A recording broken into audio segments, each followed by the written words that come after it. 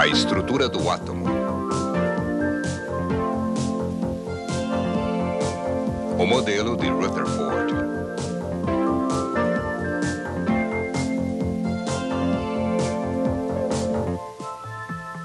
Como se pode estudar o que não se pode ver?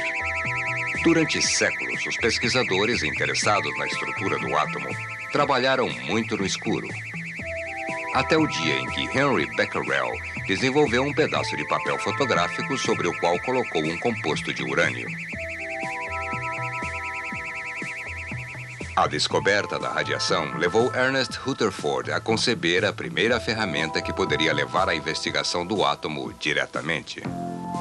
Do então recém-descoberto elemento polônio, Rutherford identificou emanações que eram absorvidas por uma caixa de chumbo. Um furo permitia que essa radiação escapasse e parte dela poderia ser detectada numa tela. Um forte campo magnético direcionava um grupo de raios levemente em uma direção e outro grupo de raios fortemente noutra direção. Isso indicava que os raios consistiam de partículas que tinham tanto massa quanto carga. Rutherford os denominou partículas alfa e beta. A partícula alfa, sendo rápida, maciça e carregada positivamente, parecia ser a sonda ideal para se penetrar na superfície atômica. A sonda de Rutherford consistia de uma fonte de partículas alfa, uma fina folha de ouro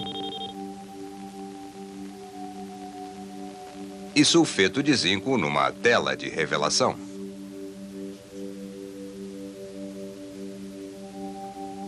Rutherford descobriu que a maioria das partículas alfa passavam através da folha de ouro com nenhuma ou quase nenhuma mudança de direção. De vez em quando, entretanto, a tela de revelação mostrava que uma partícula tinha sido defletida significativamente. E ainda mais raramente, um rebote direto poderia ser detectado. Um evento que, como descreveu Rutherford, seria como disparar uma grande granada naval contra uma folha de papel e vê-la rebatida e atingindo você.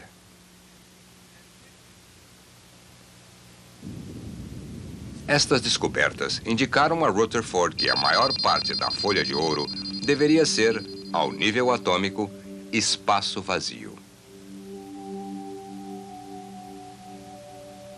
Mas o que, na folha de ouro, causava a mudança de direção de algumas partículas alfa de sua linha de movimentação original? Uma possibilidade era de que as partículas estivessem colidindo com algumas outras partículas, do mesmo modo que se chocam as bolas de bilhar. Esse tipo de colisão produz um padrão característico. Embora Rutherford não pudesse ver cada percurso, ele os interceptou com telas em várias posições diferentes, até que construiu uma ideia do verdadeiro padrão produzido. E ele era bem diferente daquele produzido pelas bolas de bilhar. Então, Rutherford procurou na lei de Coulomb uma explicação.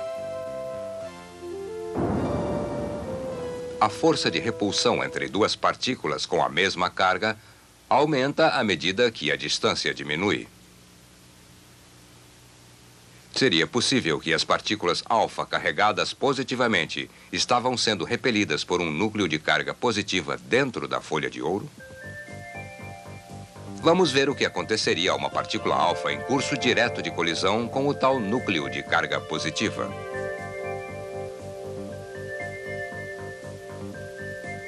Mostraremos apenas a força exercida na partícula alfa.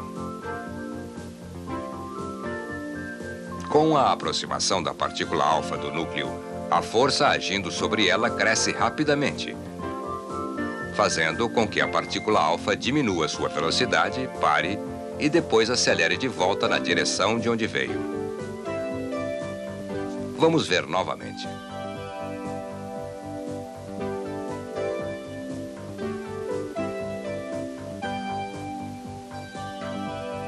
E quanto a uma partícula alfa que estivesse numa rota que passasse ao lado do núcleo?